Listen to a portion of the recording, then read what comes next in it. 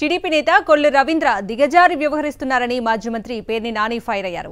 తనపై బురద జల్లి ఎన్నికల్లో పబ్బం గడుపుకోవాలని చూస్తున్నారని ధ్వజమెత్తారు. రవీంద్ర లాంటి దిగజారుడు మనిషిని ఇప్పటివరకు రాజకీయాల్లో చూడలేదని మండిపడ్డారు. పేర్ని నాని ఎప్పుడూ తప్పుడు పనులు చేయలేదన్నారు. తాను పేదలకు అండగా ఉండే వ్యక్తినని చెప్పారు. చాలా మంది తెలుగుదేశం నాయకులతో ప్రత్యర్థులుగా రాజకీయాలు నడిపాం, కానీ ఇంత నీచంగా ప్రవర్తించేవాడితో, ఇంత అసహ్యంగా దిగజారి ప్రవర్తించేవాడితో ఇంతవరకు మేము రాజకీయాలు నడపల. అసత్యాలు, అబద్ధాలు. గుమ్మటాల చెరువులో ఇల్లు వేయించింది ఎవడు? గుమ్మటాల చెరువు మొత్తం చెరువుగా ఉన్నటువంటి ప్రాంతం మొత్తాన్ని డబ్బులు తీసుకుని ఇళ్ళు అమ్మిన వాళ్ళు ఎవరు?